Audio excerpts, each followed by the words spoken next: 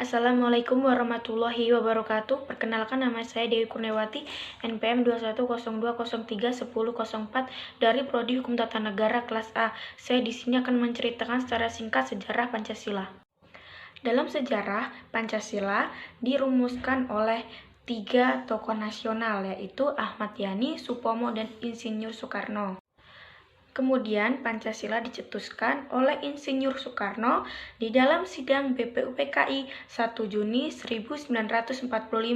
Maka dari itu, setiap tanggal 1 Juni diperingati oleh hari lahirnya Pancasila. Dalam rapat BPUPKI 1 Juni 1945, Insinyur Soekarno menyampaikan pidato 5 dasar negara yang disebut Pancasila. Saya namakan dengan petunjuk seorang teman kita. Ahli bahasa saya namanya ialah Pancasila. Sila artinya asas atau dasar, dan di atas kelima dasar itulah kita mendirikan negara Indonesia kekal dan abadi. Sejak awal, Soekarno menganggap Pancasila sebagai dasar fondasi berdirinya rumah besar yang di dalamnya menaungi berbagai macam suku, agama, dan ras.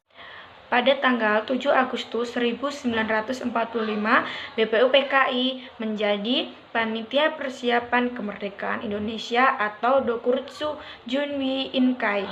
Singkat cerita, Jepang hancur pada Perang Dunia Kedua ketika pasukan Sekutu Barat pimpinan Amerika menjatuhkan bom atom ke Hiroshima pada 6 Agustus 1945 dan ke Nagasaki 9 Agustus 1945.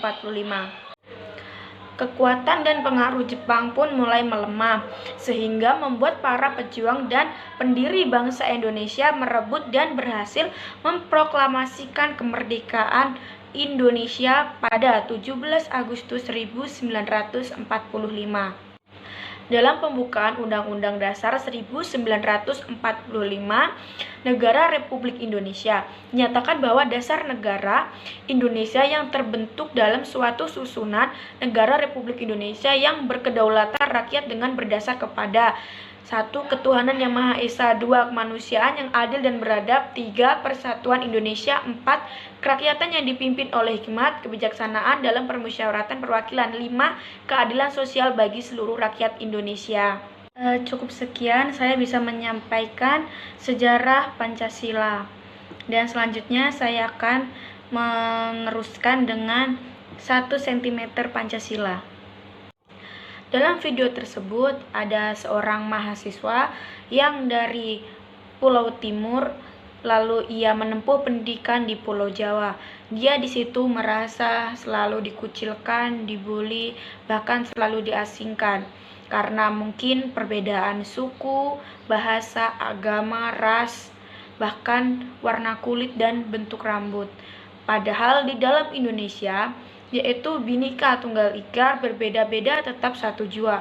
Kita harus merangkul perbedaan yang ada di Indonesia, karena dengan adanya kebersamaan, kerukunan, kita dapat mewujudkan Indonesia yang lebih maju. Dan Indonesia bisa sampai di titik ini karena adanya merangkul perbedaan. Dan seperti apa yang diucapkan oleh Insinyur Soekarno, peperangan yang paling berat adalah memperangi saudara sendiri. Bukan hanya itu, pada sila ketiga Pancasila yang berbunyi Persatuan Indonesia, kita harus saling menerima dari mana dia berasal, apa suku dia, apa agama dia, apa warna kulit dia.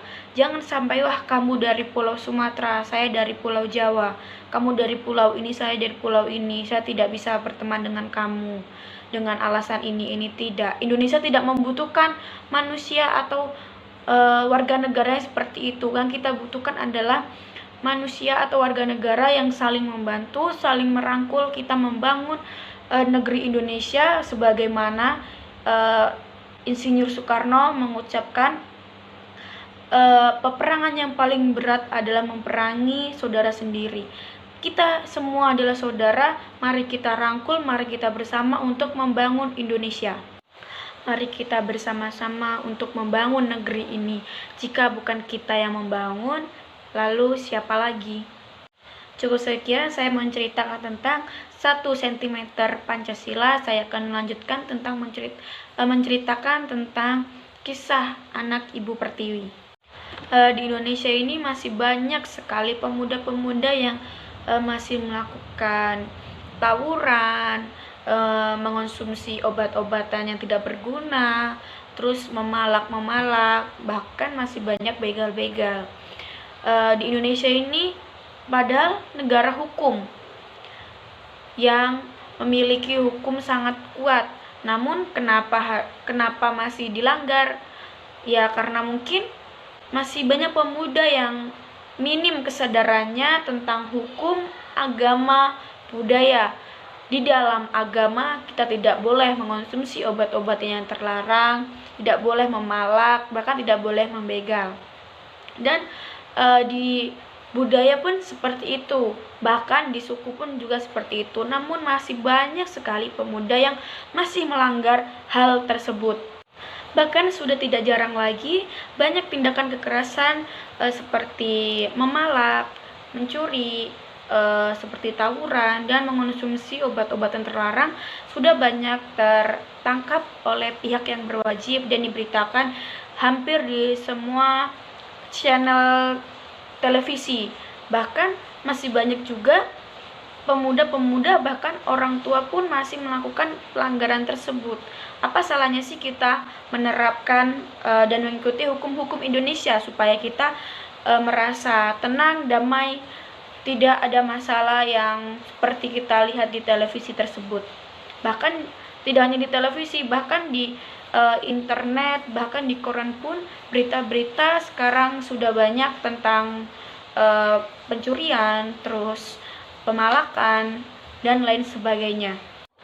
Mari sama-sama kita membangun negeri kita, menjaga negeri kita, menjaga nama baik kita. Marilah kita sama-sama sadar diri, saling menyadarkan dan saling mengingatkan. Mungkin cukup sekian penjelasan dari saya. Apabila ada salah kata, saya mohon maaf. Saya akhiri, wabillahi taufik walhidayah. Wassalamualaikum warahmatullahi wabarakatuh.